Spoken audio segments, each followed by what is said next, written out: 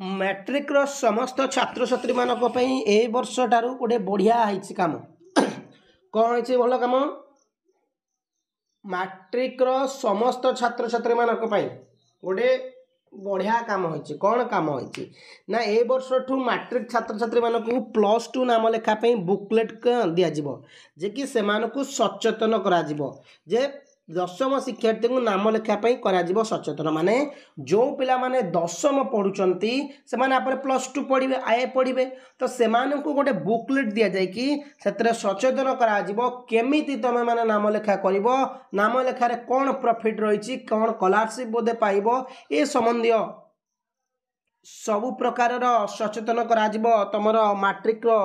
समस्त स्टूडेंट्स मानकु देखिबा आज पेपर रे कोन देइछि तो मैट्रिक छात्र छात्री मानक पई कि गोटे बढ़िया न्यूज तो ऑलरेडी तुम डेट डिक्लेयर हो गला तो एबे जो दिया जीवो कोन ना युक्त 2 नाम लेखा बुकलेट तो मैट्रिक छात्र छात्री मानक पई युक्त 2 नाम लेखा बुकलेट दिया जीवो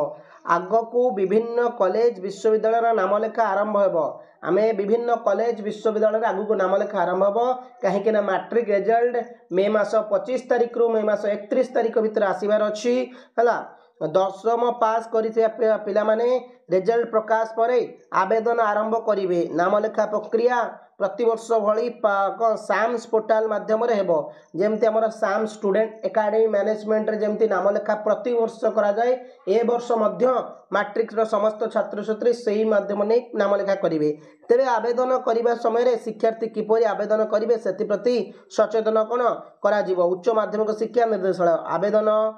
माध्यम समय रे कोन करिया उचित कोन न करिया उचित माने तमे दशम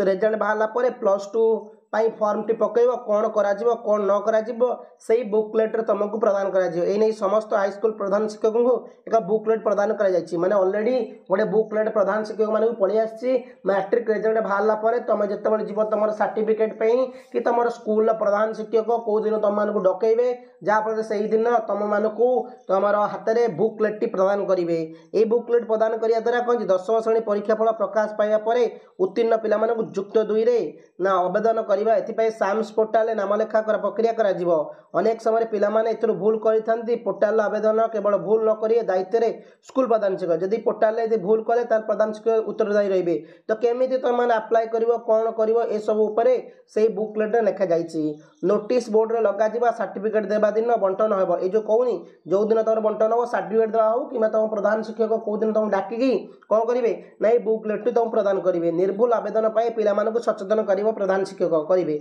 तो माने ए जो दशम पिला माने तमरो एडमिशन जो करिवो आए रे +2 रे तो से मानकर निर्भुल केमिति हबो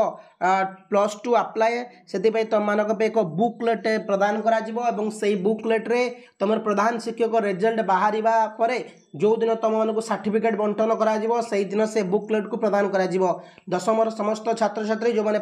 परीक्षा देइछो से मानक रिजल्ट डेट इन्फॉर्मेशन देई देइछो ऑलरेडी गोटे वीडियो रे ताको जे देखि नबो चैनल को न सब्सक्राइब करनो काहे कि ना +2 रो प्रथम वर्ष रो समस्त छात्र छात्री को ए चैनल तुम मानकर क्लास होबो थैंक यू पिला माने जय हिंद।